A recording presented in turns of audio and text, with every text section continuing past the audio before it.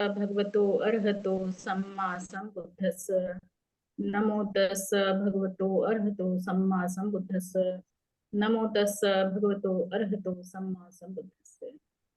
आज की इस धम्म सभा में उपस्थित हमारे भिक्षुजन, हमारे प्रेसिडेंट सर और बाकी जितने भी हमारे मेंबर्स यहाँ पर ऐड हैं, मैं उन सभी लोगों का यहाँ पर हार्दिक अभिनंदन करती हूँ।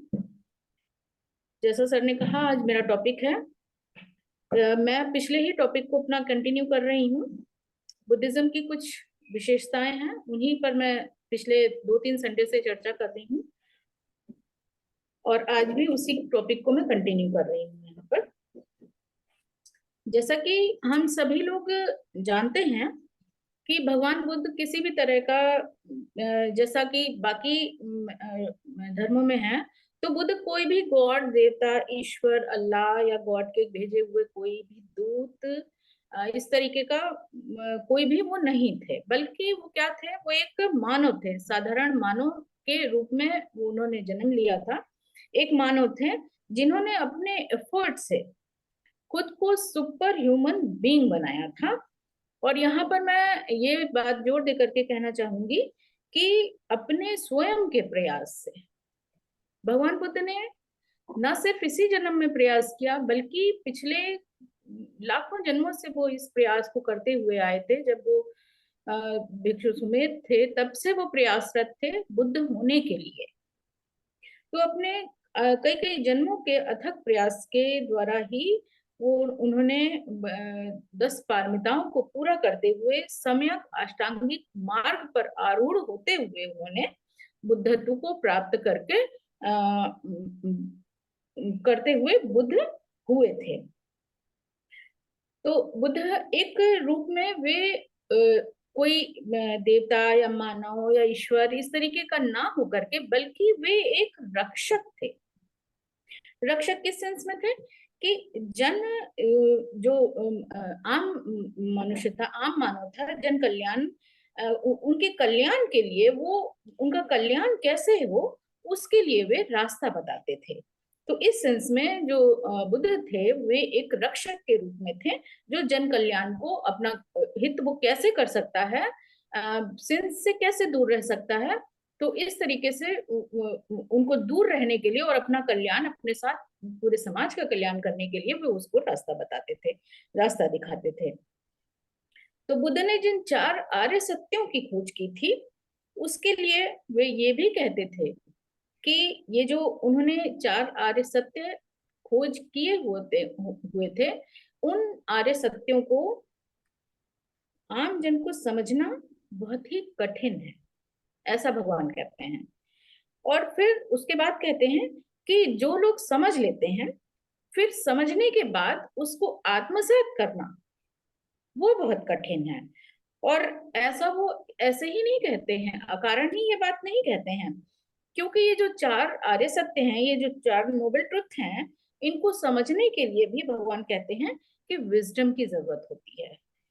यानी कि जो जो इन 4 आर्य सत्यों के मर्म को समझने के लिए और फिर उनको समझ के उसको अपने जीवन में इम्प्लीमेंट करने के लिए, उनको आत्मसात करने के लिए प्रज्ञामान होना बहुत जरूरी होता है। अदरवाइज तो ऑर्डिनरी पर्सन के सामने आप दुख कहिए तो वो सिंपल सी भाषा में कहेगा कि जानेगा कि आपको किसी तरीके की पीड़ा हो रही है, शारीरिक रूप में कोई पीड़ा हो रही है, या किसी ने कुछ कह दिया हो तो आपको कोई तकलीफ हो गई है। तो इसी सेंस में आमजन दुख को इसी सेंस में लेता है। तो यहाँ पर जब हम दुख कहते हैं, तो आमजन यही ख्याल करता है कि मतलब शारीरिक पीड़ा, प्रताड़ना, या किसी भी तरीके की आपको घर परिवार समाज, इन सब चारों तरफ से जो हमारी सराउंडिंग्स हैं, उनसे किसी तरीके का आपको हार्म हुआ हो, या किसी ने कुछ कह दिया हो, कोई फिजिकल तरीके की कोई प्रॉब्लम हो। तो इस तरीके से इन सब बातों को लेकर के आमजन यही कहता है, जानता है कि इसी में वो दुख को लेता है। लेकिन इस सब का कहीं भी अंत है, ये चीज उसको नहीं दिखाई देती है।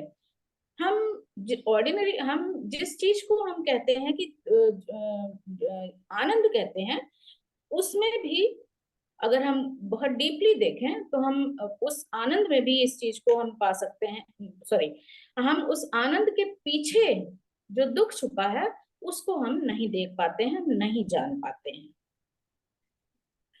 तो जब भगवान ये कहते हैं कि जो चीजें हमको आनंद देती हैं, जो जो कुछ भी हमारे चारों तरफ, किसी कोई भी बात हमें कोई बहुत अच्छी लग रही है, जब या फिर हमको कोई चीज खाने में बहुत अच्छी लग रही है, तो जो हमारा ये मन है उस बहुत अच्छे स्वाद के लिए ढूंढता रहता है, मन लालायित रहता है कि वो मतलब जो चीज उसको अच्छी लगती है खाने में उसको ढूंढता रहता है। फिर इसी सेंस में हम देख सकते हैं कि कोई पर्सन है, अगर उसकी कही हुई बात हमें बहुत अच्छी लग रही है, या वो हमारे जैसी ही बात कर रहा है, हम जो चीज हम सुनना चाहते हैं वो वैसी ही बात कर रहा है, या ऐसी बातें जो हमको खुशी प्रदान करती हैं ऐसी बातें वो कह रहा है, तो हम ऐसे लोगों के साथ के लिए एक तरीके से ये मन हमारा जो है ऐसे लोगों के साथ को ढूंढता रहता है। वो कोशिश करता है कि हम ऐसे लोगों के बीच में जाएं, ऐसे लोगों के पास में बैठे, या ऐसा पर्सन जो हमें इस जो हमें खुशी दे रही हैं जो बातें वो बातें कर रहा है, तो उस पर्सन के पास हम उसका साथ हम डेली चाहते हैं, हर पल चाहते हैं, इस तरीके से। और फिर यहीं पर है कि कोई चीजें कोई आप इस सेंस में भी ले सकते हैं कि कोई जो फिजिकल जो दृश्य जो हमको, कोई हमारे सराउंडिंग कोई वातावरण है वो हमें बहुत अच्छा लग रहा है, कोई क्लाइमेट हमें बहुत अच्छा लग रहा है, तो इस तरीके से मतलब इस सेंस में हम ले सकते हैं कि जो कुछ भी हमको बहुत अच्छा लगता है, हमारे मन को अच्छा लग रहा है, हमें आनंदित कर रहा हो, तो ऐसी हर वो चाहे फिजिकल चीजें हो, चाहे हमारे सराउंडिंग कोई भी मटेरियलिस्टिक चीजें हो, कोई भी किसी का साथ हो, तो इस तरीके की चीजों के लिए हम हमेशा ढूंढते रहते हैं अपने चारों तरफ, उस उन्हीं सब चीजों को हम ढूंढने की कोशिश करते रहते हैं, बल्कि पूरा जीवन हम इसी में निकाल देते हैं इसी तरीके से। तो मतलब हम आनंद के पीछे ही भागते रहते हैं। तो इस तरीके से भगवान कहते हैं कि ये जो आनंद है, जिसके चारों तरफ ही हम घूमते रहते हैं, जिसको पूरी उम्र हम ढूंढते रहते हैं, पूरा जीवन अपना निकाल देते हैं, तो अगर हम डीपली देखें तो उस चीज के पीछे भी दुख ही छुपा होता है। किस सेंस में?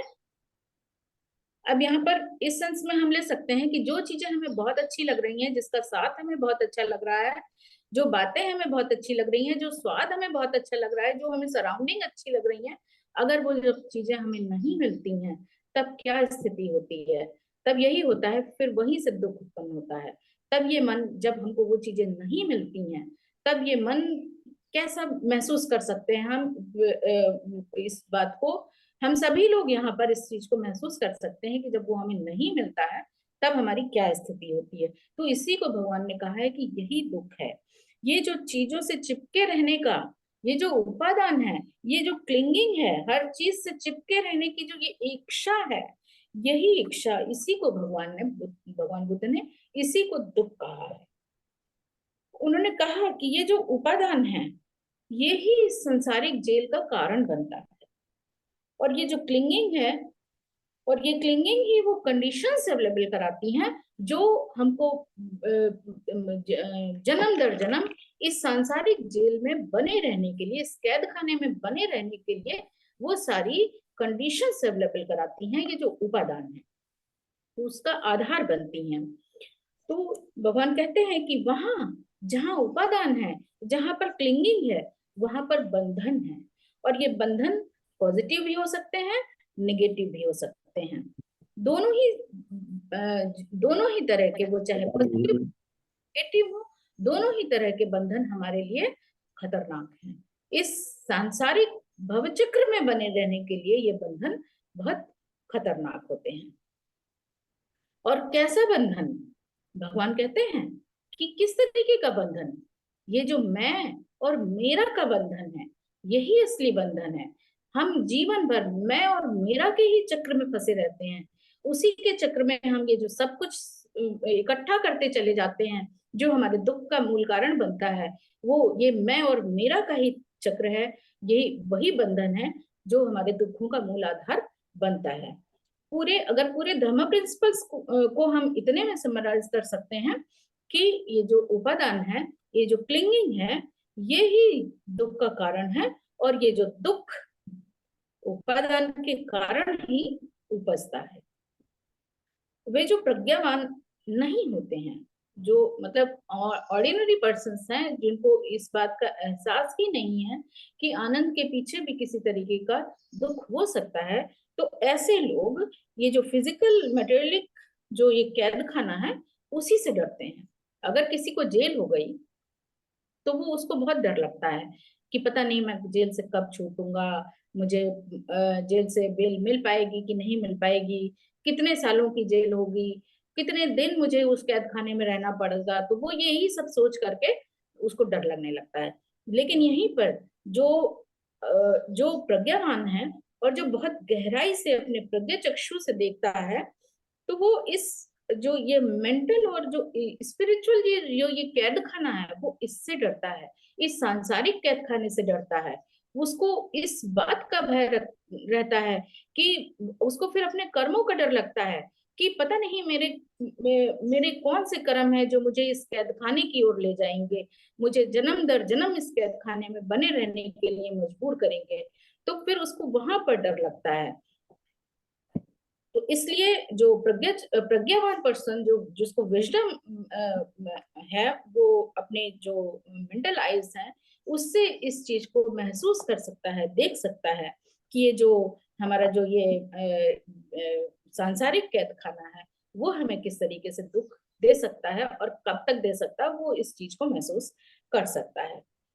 अब यहीं पर हम इस चीज को देख सकते हैं कि जो ये ऑर्डिनरी जेल है, इसको तो आमजन सभी लोग देख रहे हैं, लेकिन हम हमारे चारों तरफ हमने कुछ ऐसी अपने सराउंडिंग्स बना रखी हैं जिसको हम कहते हैं स्पिरिचुअल, या फिर हमारा जो ये मेंटल भी एक कैद खाना है, उसको हम कैसे देख सकते हैं।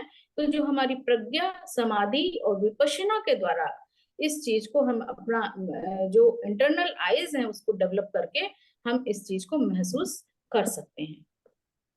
अब यहीं पर बहुत से लोग होते हैं जो प्रकृति सॉरी जो भगवान से, या जो भी उनके इष्ट हैं, जो गॉड हैं, देवता हैं, जिसको भी वो उन्होंने अपना एक आइडल या वर्शिप के लिए बना रखा है, उससे वो कुछ ना कुछ मांगते ही रहते हैं एवरी डे। हमारी जो उस जो एक सिंपल फॉर्म में हम कहें तो जो पूजा करते हैं, या फिर जो हम कहीं स्पेशल जगह पर जाकर के हम पूजा करते हैं, तो उस सब में हम ये देख सकते हैं, महसूस कर सकते हैं कि वहां पर हम क्या करते हैं। हम यही कहते हैं कि हे प्रभु हमारी रक्षा करना, यही कहते हैं कि हमको ये चीज मिल जाए, हमको वो चीज मिल जाए, हमारे बच्चे अच्छे निकल जाएं, हमें हमारी तरक्की हो जाए, हमारी जो इच्छा है वो पूरी हो जाए। मतलब इसी तरीके से हमारी प्रार्थनाओं का एक आधार होता है, प्रार्थनाओं के पीछे यही चीज होती है कि हम वहां अपने इष्ट इष्ट से कुछ न कुछ पाने के ही हम धन संपत्ति खुशी सुख पद, इन सब चीजों को ही पाने की हम वहां पर प्रार्थना करते हैं। लेकिन प्रकृति किसी के साथ नाइंसाफी नहीं करती है। क्यों? क्योंकि प्रकृति ने ही सभी को, हम इसी प्रकृति से उत्पन्न हुए हैं। तो जो वो किसी को नहीं कहती है कि तुमको हवा नहीं दूंगी, तुमको धूप नहीं दूंगी, तुमको ऑक्सीजन नहीं दूंगी, तुमको भोजन नहीं दूंगी, तुमको खाने की ये चीज हम नहीं दे सकते, इस पेड़ के नीचे नहीं जा सकते, इस पेड़ से ये चीज नहीं ले सकते। तो मतलब प्रकृति ने सबके लिए अपना अपनी को ओपन करके रखा हुआ है, कोई भी वो सबके लिए है। लेकिन जब हम यहाँ पर प्रार्थना करते हैं तो किस लिए करते हैं? जब प्रकृति ही हमको सब कुछ दे रही है, तो हम किस चीज की प्रार्थना और किससे कर रहे हैं, ये चीज समझने की जरूरत है। जो जो प्रज्ञावान लोग हैं वो इसके अंतर को समझ सकते हैं, लेकिन जो ऑर्डिनरी पर्सन है उससे अगर आप ये बात कहेंगे तो वो उल्टा आपको ही दोषी कहने लगेगा, और ये कहेगा कि फिर आपको कहेगा कि ये तो नास्तिक लोग हैं और ये ऐसी बात करते हैं। इससे इनकी ऐसी बात सुन करके भी उनके माइंड में ये बात ख्याल आ सकती है कि इनकी ऐसी बात सुन के भी हमको दोष लगेगा, हमको पाप लगेगा, वो ऐसा भी बोलने लग जाते हैं। लेकिन ऐसा कुछ भी नहीं है। बस हमको समझने की जरूरत है कि वास्तविकता क्या है। वास्तविकता को समझने के लिए हमको पढ़ने की जरूरत है। अपने जो विद्वान लोग जो कह गए हैं, बुद्ध जो कह गए हैं, उसको हमको पढ़ने की और समझने की जरूरत है। तो जो हम इस तरीके से याचना आदि करते हैं, तो वो कहीं ना कहीं हम देखेंगे तो किस किस लिए करते हैं, किसके अगर इंटरनल हम अपने अंदर को देखते हुए कहें तो हम किस सेंस में करते हैं, किसके वशीभूत होकर के करते हैं। तो हम पाते हैं कि ये जो प्रार्थना हम कर रहे होते हैं इस तरीके की, उसके पीछे हमारा मूल कारण होता है तृष्णा। तृष्णा के वशीभूत होकर के और भय के वशीभूत होकर के हम ये सब काम करते हैं। तो इसी को भगवान ने कहा है कि जब तक ये तृष्णा विद्यमान रहेगी, तब तक आपके कर्म कहीं ना कहीं अकुशल होते चले जाएंगे और कुशलता से आप उतना ही दूर होते जाएंगे। तो इस तृष्णा को हम जितनी जल्दी हो सके अपने अंदर से इसको डिमोलिश करने की कोशिश करें। किस तरीके से कि प्रकृति से हमें हमें जितनी जरूरत है उतना ही लेने की हम कोशिश करें। और जो ये जो संचय करने की, जमा करने की हमारी मतलब वही है चीज आ जाती है यहाँ पर कि चिपके रहने की, जो हर चीज को कि मैं मेरा, उसी सेंस में अगर हम बने रहेंगे तो फिर हमारे मन की जो ये तृष्णाएं हैं वो कभी भी खत्म नहीं हो सकती हैं। तो बुद्धिज्म के अकॉर्डिंग जो मनुष्य है, अपना जो पोटेंशियल मास्टर होता है वो तो खुद ही है। वो भगवान ने कहा है कि आत्मदीपो भव, तो ऐसे ही नहीं कहा है उन्होंने। तो ये जो अपना पोटेंशियल मास्टर जब वो स्वयं ही है, फिर वो याचना किससे करता है अपने, जो ये हमारा डीप इग्नोरेंस है, इसके कारण हम जो अपनी स्वयं की हमारी शक्तियां हैं उसको हम नहीं जान पाते हैं। और जिसकी वजह से क्या होता है कि मृग की भांति हम कस्तूरी को ही खोजते हुए पूरा जीवन अपना उसी की खोज में व्याकुल रहते हैं। जैसा कि कबीरदास जी कह गए हैं कि कस्तूरी मृग ही बसे ढूंढे, मृग ढूंढे वन माही। तो जो शक्ति हमारे अंदर स्वयं विद्यमान है उसको हम इधर उधर याचना करते फिरते हैं कि किसी दूसरी चीज को, किसी अदर बीइंग को हम उसको सुपर पावर बना करके हम उसे याचना करते रहते हैं कि वो हमको वो चीज प्रोवाइड करा देगा जिस चीज की हमको जरूरत है। बल्कि यहाँ पर बुद्धिज्म यही कहता है कि जब हमारी हमारे अंदर स्वयं के अंदर इतनी शक्ति है तो हम उन शक्तियों को डेवलप करें। बुद्ध ने क्या, बुद्ध कौन होते हैं, अपनी सुपर पावर हमारे अंदर खुद ही है। बुद्ध उन चीजों को अपने प्रयासों से बुद्ध बन के उनको उजागर करते हैं। वो शक्तियां आपके अंदर स्वयं ही आ सकती हैं। तो इसलिए किसी भी तरीके का कि कोई भी हायर बीइंग जैसी अथॉरिटी नहीं है बुद्धिज्म के अकॉर्डिंग। तो अपने जीवन, समाज, घर, परिवार, संसार को हम चारों तरफ हम जैसा चाहते हैं हम वैसा ही बना लेते हैं। इसको हम ऐसे भी एक उससे एग्जाम्पल से समझ सकते हैं कि जो प्राकृतिक जो नेचुरल चीजें हैं, जैसे कि भारत का क्लाइमेट अलग है। भारत की जो एक एग्रीकल्चर ले लें, यहाँ के लोगों का रहन सहन ले लें, यहाँ के रिचुअल्स ले लें, और इसी तरीके से हम दूसरे देशों को कंपेयर करें तो वहां जैसी जरूरत है, जैसा प्राकृतिक नेचर है वहां पर, जैसा नेचर है उसी के अकॉर्डिंग लोगों का वहां पर रहन सहन हो जाता है, उसी के अकॉर्डिंग उनकी जरूरतें, नीड्स हो जाती हैं। तो इस तरीके से हम ये इस बात को हम महसूस कर सकते हैं कि अपने जीवन और समाज, घर, परिवार, संसार की रचना जैसा हम चाहते हैं हम वैसा ही कर देते हैं। हमारे घर का माहौल दूसरा होता है, दूसरे के घर का माहौल दूसरा होता है, उसके अगले के माहौल दूसरा होता है। तो हर किसी के घर का माहौल क्यों अलग होता है? क्योंकि हर किसी की सोच अलग है, हर किसी के विचार अलग हैं। तो जैसा आपके विचार हैं वैसे ही आपके चारों तरफ का सराउंडिंग बन जाएगा। जैसे आपके विचार होंगे वैसे ही लोगों से आप मिलना जुलना पसंद करेंगे। जैसे आपके विचार होंगे वही चीजें आपके कर्मों में डेवलप होती चली जाएंगी। तो जैसा हम चाहते हैं अपनी चारों तरफ हम वैसा ही सराउंडिंग खड़ा कर लेते हैं, बना लेते हैं, अपने थॉट्स के द्वारा, अपने शब्दों के द्वारा, अपने कर्मों के द्वारा। बुद्ध कहते हैं कि धार्मिक किताबों के उच्चारण या फिर किसी भी तरीके का सेल्फ टॉर्चर, अपने आप को परेशान विपत्ति में डाल करके, किसी तरीके के व्रत उपवास करके, किसी तरीके के धार्मिक अनुष्ठान करके। धार्मिक अनुष्ठानों में लोग बहुत बहुत कठिन काम भी करते हैं। कुछ लोग होते हैं कि बहुत लंबी यात्रा पैदल पैदल चल के करते हैं। कुछ लोग होते हैं कि अपने जो ऐसा व्रत लेते हैं कि मैं इतने दिन तक मतलब जमीन पर ही सोऊंगा। कुछ लोग ऐसा व्रत लेते हैं कि मैं सिर्फ थोड़ा सा एक टुकड़ा भोजन का लेकर के मैं पूरा पूरा दिन या कई कई दिन या कई कई महीने गुजार दूंगा। मतलब बहुत बहुत कठिन तरीके के भी लोग व्रत धारण करते हैं, प्रार्थना करते हैं, मंत्रोच्चारण करते हैं, धार्मिक अनुष्ठान, यज्ञ, हवन, बलि, इस तरीके के जितने भी कृत्य हैं, इस तरीके का कोई भी कृत्य भगवान कहते हैं कि हमें निब्बान नहीं दिला सकता है। निब्बान को प्राप्त करने की जो खुशी होती है वो इन सब चीजों से हमें नहीं मिल सकती है, क्योंकि ये सब चीजें कहीं ना कहीं हम किसके वशीभूत होकर कर रहे होते हैं? तृष्णा के वशीभूत होकर के कर रहे होते हैं, किसी भय के वशीभूत होकर के कर रहे होते हैं। तो जब आपके मन से ना तो भय गया है ना तृष्णा गई है, तो आपको निब्बान कैसे मिलेगा? कौन सी खुशी मिलेगी?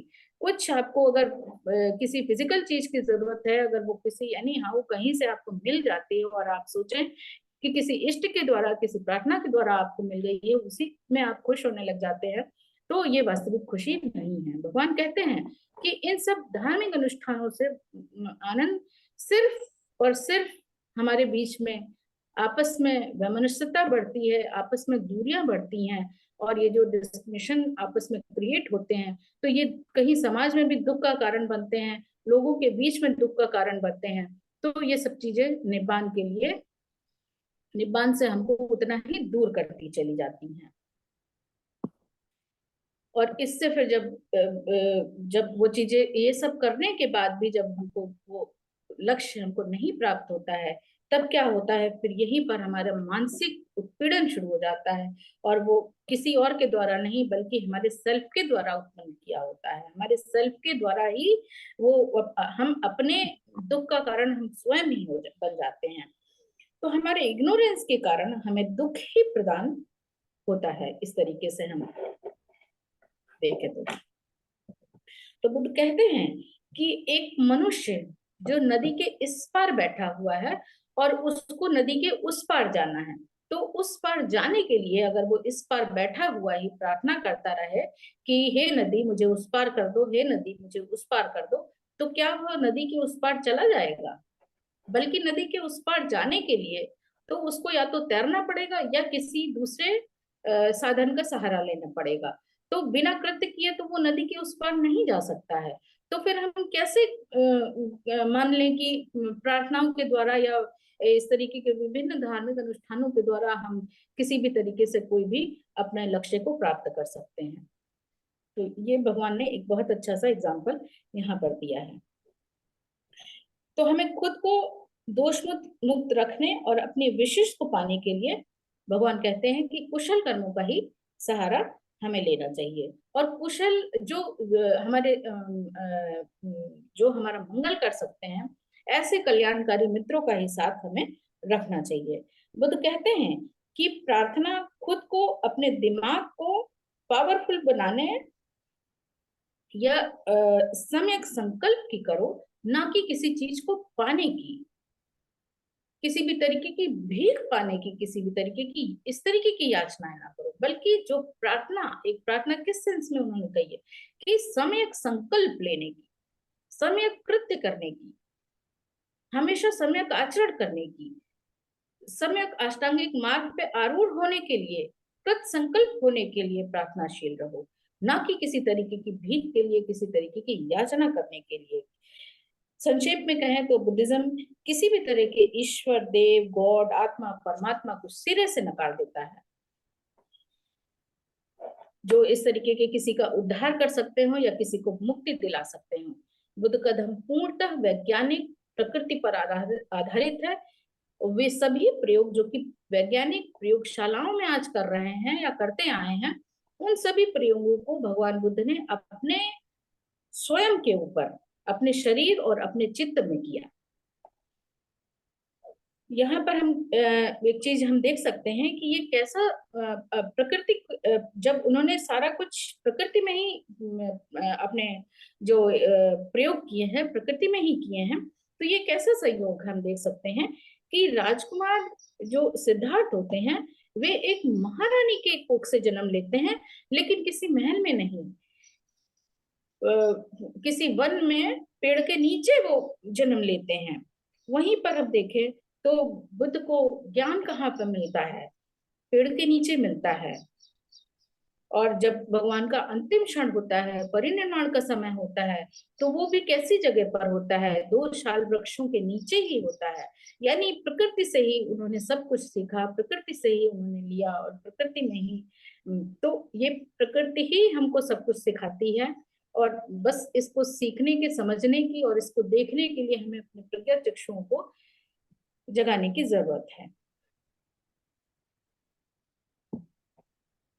बुद्ध ने प्रकृति के नियमों, रहस्य को खूब अच्छे से समझा, ध्यान किया, मनन किया और फिर बताया कि जो ऊपर से ठोस दिखने वाला ये जो शरीर है, वास्तव में तरंगों का एक समूह मात्र होता है, और ये तरंगे जो है वो हर पल उठती और गिरती रहती हैं। तो ये इसको किस सेंस में कहा है कि ये जो हमको अपनी, क्योंकि हमारे शरीर में ये जो बनने और बिगड़ने की जो ये रचना घटित होती है, उसका जो चक्र है, उसका जो प्रोसेसिंग है, वो इतनी इतनी फास्ट होती है, ऑटो सेकेंड्स के फॉर्म में होती है, वो इतनी फास्ट होती है कि हमको वो दिखाई नहीं देती है। उसको भगवान ने अपनी महसूस किया, अपने प्रज्ञा चक्षुओं से उसको देखा कि ये उठने और गिरने का जो ये चक्र चलता है।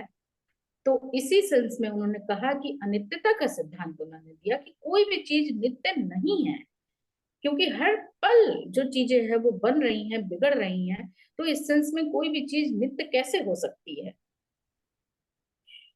तो इसीलिए ये हमको अपने ऑर्डिनरी जो हमारे माइंड है, ऑर्डिनरी जो हमारी आईज है, उससे हमको दिखाई नहीं दे पाती हैं और उसको हम महसूस भी नहीं कर सकते हैं। लेकिन जब हम प्रज्ञा चक्षुओं को अपने डेवलप करते हैं तो हम इस बात को महसूस कर सकते हैं, इस चीज को हम देख सकते हैं। प्रकृति के विज्ञान को सबसे पहले भगवान बुद्ध ने ही संसार को बताया, इसीलिए बुद्ध को सबसे बड़ा वैज्ञानिक भी कहा जाता है। एक बार देवनग को उपदेश देते हुए भगवान बुद्ध कहते हैं कि उनकी शिक्षाएं ना तो कोई दर्शन शास्त्र है, ना ही किसी तरीके का सिद्धांत है, ना ही वाद विवाद से निकली हुई है, ना किसी कल्पना से है, ना किसी तरीके की आकाशवाणी से है, ना किसी स्वप्न से, और ना किसी तरीके की मान्यताओं या विश्वासों से निकली हुई उनकी जो शिक्षाएं हैं वो हैं, बल्कि उनकी सारी की सारी शिक्षाएं जो हैं वो उनके स्वयं के अनुभव का ही परिणाम है। बुद्ध कहते हैं कि सभी वस्तुएं अनित्य हैं। यहीं पर उन्होंने अनित्यता का जो सिद्धांत दिया है। सभी वस्तुएं अनित्य हैं, प्रतीत्य समुत्पाद हैं, उनकी कोई पृथक सत्ता नहीं होती है, और बल्कि प्रत्येक पदार्थ जो है सृजन, वर्धन और मरण के लिए सभी पदार्थ जो हैं वो दूसरे पदार्थों पर निर्भर रहता है। यानी कि किसी भी पदार्थ का एक मूल सोर्स से उत्पन्न होना नहीं, ऐसा भगवान ने बताया है। बुद्ध कहते हैं कि मैंने इसे प्रत्यक्ष अनुभव किया हुआ है, और आप स्वयं भी इसको अनुभव कर सकते हैं। फिर आगे भगवान बुद्ध कहते हैं कि मेरी शिक्षा तो साधना, अभ्यास का साधन मात्र है, ना कि सदैव उसे पकड़ के रखने का, पकड़ के बैठे रहने को उन्होंने कभी नहीं कहा है, बल्कि और ना ही पूजा का साध्य है। मेरी शिक्षा तो नदी के पार जाने के लिए, उस तरीके के, उस रात के तरीके के है जिसको कि आप नदी पार करने के बाद छोड़ देते हैं। और अगर कोई ऐसा मूर्ख ही होगा जो नदी पार करने के बाद जिस नाव से वो नदी को पार कर रहा है उस नाव को पकड़ के बैठा रहा है, तो ऐसा तो कोई मूर्ख ही होगा। तो भगवान ने कहा कि जो मेरी शिक्षाएं हैं आपको इस भवसागर से पार कराने के लिए हैं। तो यहाँ पर आज की अपनी इस सभा में मैं अपनी वाणी को यहीं पर विराम देती हूँ। आप सभी लोगों ने मुझे ध्यान से सुना, इसके लिए सभी लोगों का बहुत बहुत शुक्रिया। सभी लोगों को नमो।